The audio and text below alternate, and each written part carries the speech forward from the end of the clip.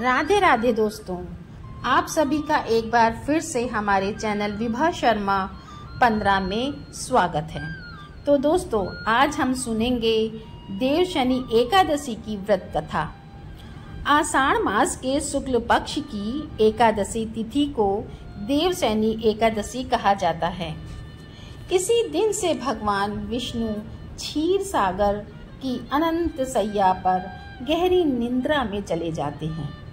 इसके बाद कार्तिक मास की एकादशी तिथि को भगवान विष्णु योग निद्रा से निकलते हैं, यानी कि जागते हैं, और इसी दौरान भगवान शिव सृष्टि का संचालन करते हैं। देवशनि एकादशी की कथा के अनुसार एक बार राजा बलि ने तीनों लोकों पर अपना अधिकार जमा लिया था।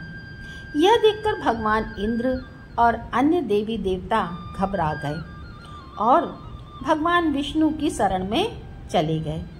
सभी देवी देवताओं को परेशान देखकर भगवान विष्णु ने वामन अवतार धारण कर लिया और राजा बलि से भिक्षा मांगने जा पहुँचे। राजा बलि ने वामन देवता से कहा, जो मांगना चाहते हो मांग लीजिए।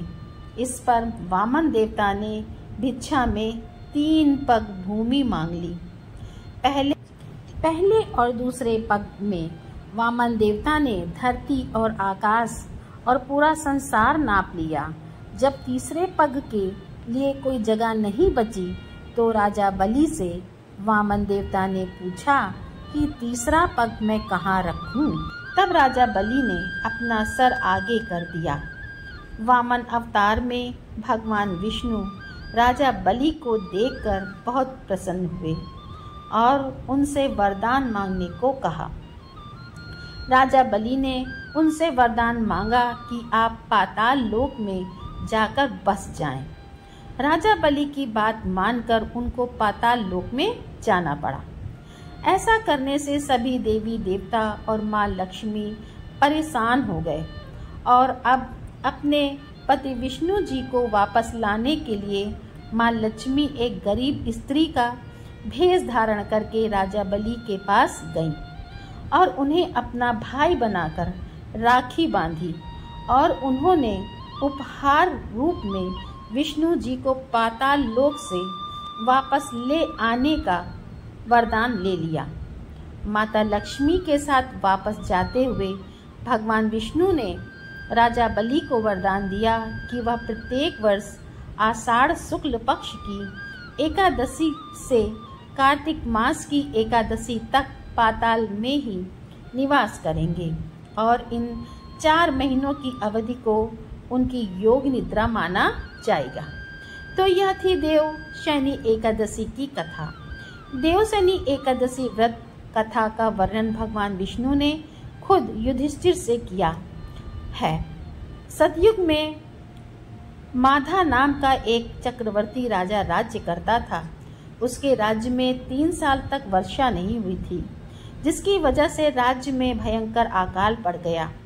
अकाल की वजह से चारों ओर हाहाकार मच गया। राज्य के लोगों के अंदर धार्मिक भावनाएं कम होने लगी। प्रजा राजा के पास जाकर अपना दर्द बताती, जिससे राजा भी बहुत चिंतित थे। राजा माधा को लगता था कि आखिर ऐसा कौन सा पाप हो गया जिसकी हमें सजा मिल रही है। इस संकट से मुक्ति पाने के लिए राजा अपनी सेना के साथ ब्रह्मा जी के पुत्र अंगिरा ऋषि के आश्रम पहुँचे। अंगिरा ऋषि ने उनके आने का कारण पूछा। तब राजा ने हाथ जोड़कर कहा, ऋषिवर, मैंने पूरी निष्ठा से धर्म का पालन किया है, फिर भी मेरे राज्य की ऐसी हालत क्यों है? कृपा करके मुझे इसका समाधान बताइए।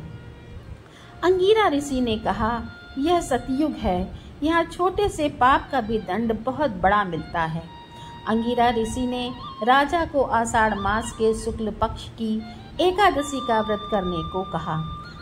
इस व्रत का फल तुम्हें जरूर मिलेगा। महर्षि अंगिरा के निर्देश का पालन करते हुए राजा अपनी राजधानी वापस आ गए और उन्होंने चारों वर्णों सहित देव शनि एकादशी का व्रत पूरा किया, जिसके फलस्वरूप उनके राज्य में मूसलाधार वर्षा हुई, जिससे एक बार फिर राजा के राज्य में खुशहाली छा गई।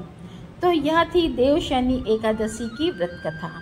आपको यह कथा कैसी लगी कमेंट बॉक्स में ज़रूर बताएं और हमारे चैनल विभा शर्मा 15 को सब्सक्राइब करना ना भूलें। तो दोस्तों, आशा करती हूँ आपको यह कहानी बहुत अच्छी लगी होगी।